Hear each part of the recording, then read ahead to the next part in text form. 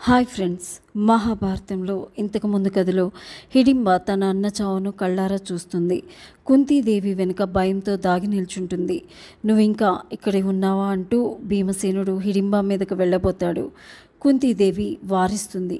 ఇంకా కథలోనికి ముందుకు వెళ్ళేటప్పుడు తప్పకుండా సబ్స్క్రైబ్ చేసుకోండి.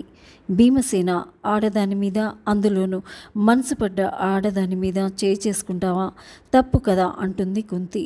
అమ్మ, నేను రాక్షసపు కులుపుదాన్ని అయినా నాకు అపకారి బుద్ధి లేదు అంటుంది హిడింబ.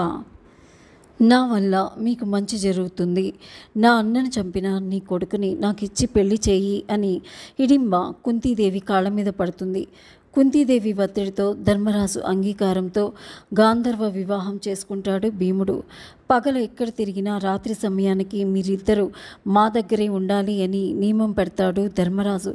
పుత్రుడు కలిగే వరకు హిడింబతో ఉండడానికి అంగీకరిస్తాడు. యోగ విద్యలు తెలిసిన హిడింబ అత్తమ్మ, ఇక్కడికి కొంత దూరంలో శాలిహోత్రముని ఆశ్రమం ఉంది. ఆ ఆశ్రమంలో ఒక చెరువు ఉంది. ఆ చెరువు నీరు తాగిన వారికి ఆకలి దప్పలు బాధలు ఉండవు. ఆ ఆశ్రమంలో వనమూలిక వృక్షాలు ఉన్నాయి. ఆ మూలికల్ని తిన్నవారికి ఎండ బాధ కానీ చల్లబాధ కానీ దగ్గరికి రావు.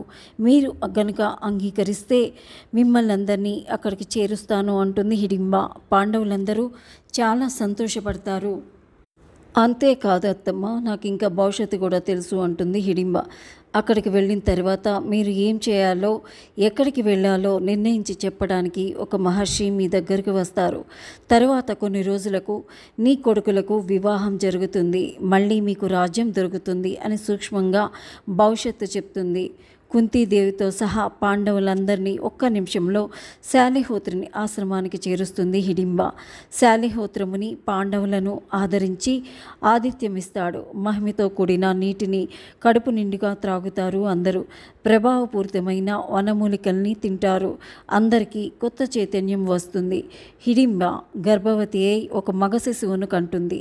ఆ శిశువుకి ఒక్కటంటే ఒక్క వెంట్రుక కూడా తల మీద లేదు. కానీ పుడుతూనే మాట్లాడటం మొదలుపెట్టాడు. తల మీద వెంట్రుకలు లేవు కాబట్టి ఘటోత్కచుడు అని పేరు పెట్టారు.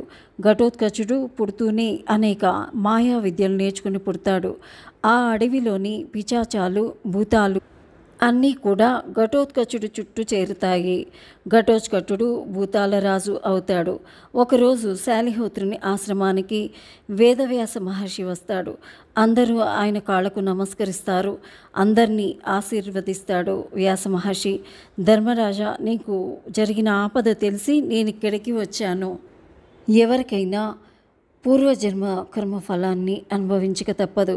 కష్టాలకు చెల్లించిన వాడే ధీరుడు. ఇక్కడి నుండి మీరు ఏకచక్రపురం వెళ్ళండి. బ్రాహ్మణ వేషంలో జీవించండి. తర్వాత మీకు మంచి జరుగుతుంది. శాలిహోత్ర మహర్షి తపోబలంతో నిర్మింపబడిన ఈ సరోవరం నీళ్లను త్రాగి ఇక్కడి వనమూలికలు తిన్నవారికి ఏ రకమైన దేహబాధలు దగ్గరికి రావు. ఈ హిడింబ భారతీదేవి అంశలో పుట్టింది. పోయిన జన్మలో ఆమె కమలపాలిక అనే గంధర్వ స్త్రీ. ఈమెకు పుట్టిన పుత్రుడు మహాశక్తి కలవాడు. విపత్కర సమయాలలో మీకు అండగా ఉంటాడు అని చెప్పి వెళ్ళిపోతాడు. శాలిహోత్రుని ఆశ్రమంలో కొన్ని రోజులు సుఖంగా కాలం గడుపుతారు.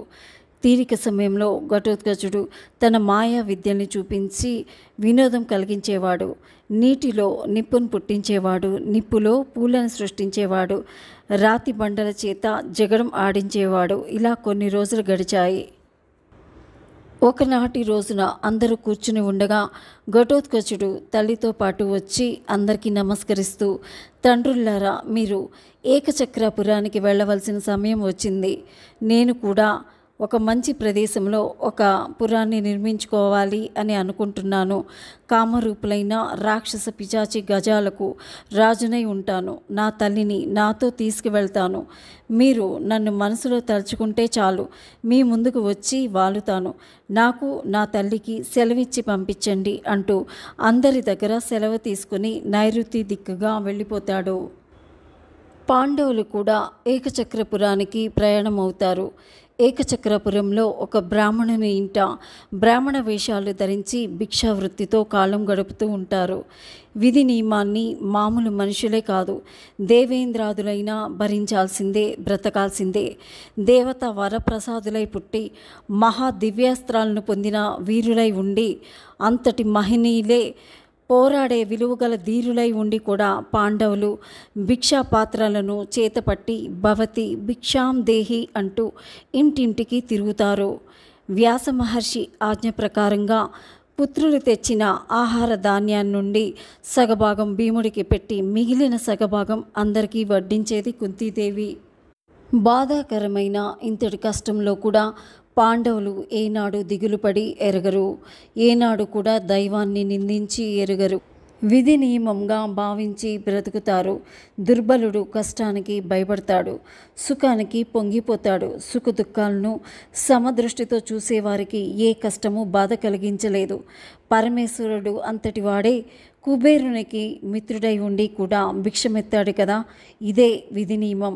విధి నియమాన్ని గౌరవించటమే మన పని. ఇంకా మహాభారతంలోని కథలోనికి ముందుకు వెళ్ళేటప్పుడు తప్పకుండా లైక్ చేయండి, షేర్ చేయండి, సబ్స్క్రైబ్ చేయండి. Thank you.